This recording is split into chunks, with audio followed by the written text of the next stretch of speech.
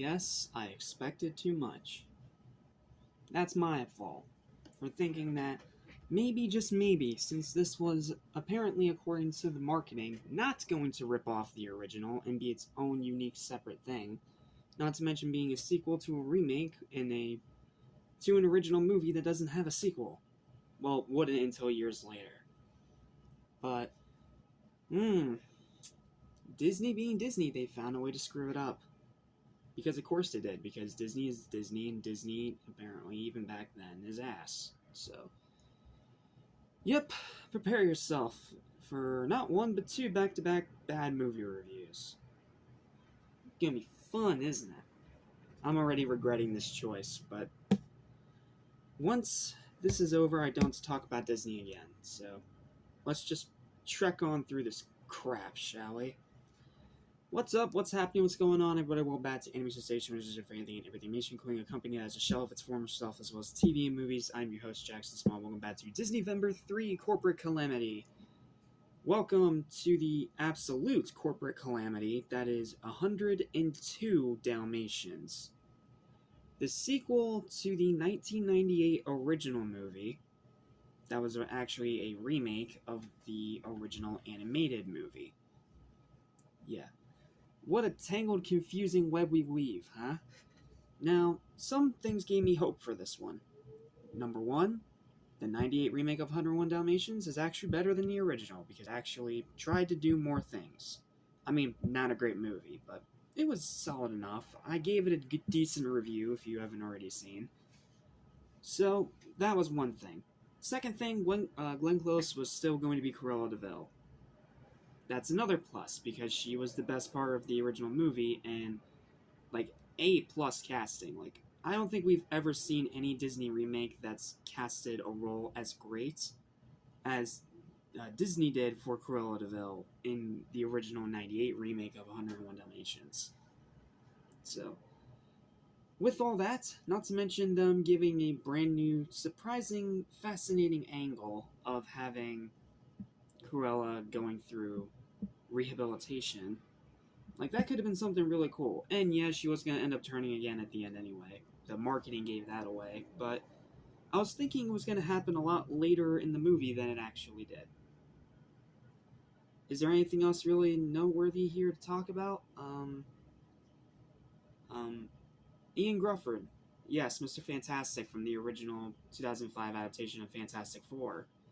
He's in this movie. He's one of the main characters. And, he tries. Okay. I'm done mincing words. This is dog crap. Like, this just crushed all expectation that I had going off of the original 98 remake. And, oh, it was such a pain to sit through. An absolute pain. Now, have I seen worse movies? Yeah, worse things exist. Like, Snow White is worse than this. But, oh my goodness. Like, talk about taking an interesting idea and immediately just chucking it out the window at maximum velocity. So, yep, very long, lengthy, angry, disappointing, miserable review for this one. So, strap yourselves in. Here's my long, rant-filled review for 102 Dalmatians and why it is such a piece of crap and why it disappointed me so much. Here we go. Initially, I was going to cut this one a little bit of slack, because supposedly from the marketing, which was all over movies released from the 2000s back then, it was going in a completely different direction since it no longer had any source material to work from outside of the name, which in itself is kind of not true because it's 102, not 101, but whatever, it's still under the same Disney property. And the character of Cruella de Vil, because outside of this, none of the original characters from the original movie return. Outside of Cruella and her henchman. That's it. Well, not her henchman, her butler. Everyone else here is brand new. No one else is from the original here. I mean, outside maybe Dipstick, but even then I highly doubt it's the same dog. Because this was only made 2 years later. And last time I checked, even dogs don't age that fast. So, yeah. So they're the only ones returning from the original. Not to mention that Glenn Close returned to the role after being such a huge standout of the '98 remake. But after watching it, I quickly realized that it's nothing more than a lazy, insipid rehash of the original's plot, with barely any alteration after the first 30 minutes. Like, after those first 30 minutes, I want to just rage quit the movie right away. Because they revealed the twist 30 minutes into a movie that's an hour and 40 minutes long. Why? Well, what was the point of even having it as a twist then? And that even on its own as a movie, it's complete and utter dog crap. Just as, if not even worse, than those crappy direct-to-DVD sequels that I refuse to review. Poor Ian Grufford, Iowan Grufford, however you pronounce his name. He's a good actor, and he's still, in my opinion, the best Mr. Fantastic we've ever had on screen. Yeah, sorry, Pedro Pascal sucks as Mr. Fantastic. I will die on that hill. Yeah, he keeps taking these horrible scripts that give him nothing to work with, resulting in terrible performances that damaged his career. This probably being his absolute worst. Yes, it doesn't help that the rest of the acting in this movie is also atrocious from everybody, including Glenn Close, which is absolutely inexcusable. But I could tell that he was at least trying.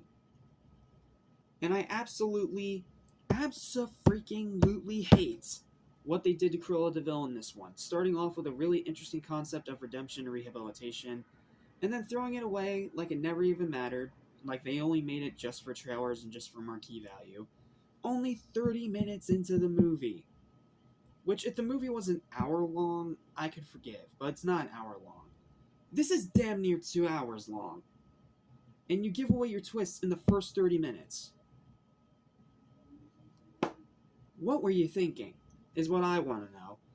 Which sadly results in Close having to just rehash the same old tricks again, and it's extra insulting, since this is the last time she's in this role, and Disney gave her nothing to work off of. This is the textbook definition of a shallow, hollow cash grab. Which, unfortunately, we're going to be getting a lot this month, because, you know, the entire month's called Corporate Calamity for a reason. Add in awful directing from someone that clearly didn't know what they were doing. Humor that's nothing but tired, lazy cringe with zero funny moments at all, not even from Cruella. Poor attempts to have any connection to its predecessor. Like, it barely has any connection at all. Outside of Cruella and Dipstick being the father now instead of Pongo, nothing from the originals here. Literally nothing. Human characters that are even worse than last time, these human characters suck. They suck even worse than the human characters from the last movie, and those were blocks of wood too. These are somehow even more boring blocks of wood. A boring final act? You'd think that having Cruella de Vil turned into a cake would be funny, but no, they somehow found a way to make even that boring.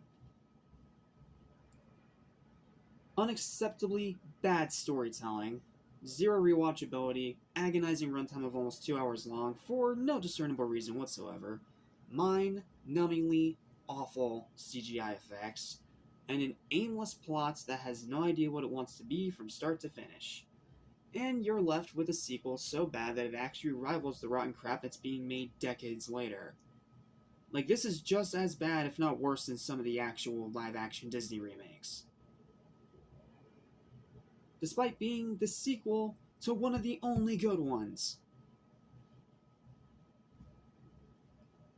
Sure, the music is fine. Rap music's not my thing most of the time, but it's fine. It's nothing incredible, but it's nothing terrible. It's okay. It scores the scenes well, and the song for the opening credits is also just fine. I've heard far worse soundtrack stuff, believe me. After all, Frozen exists.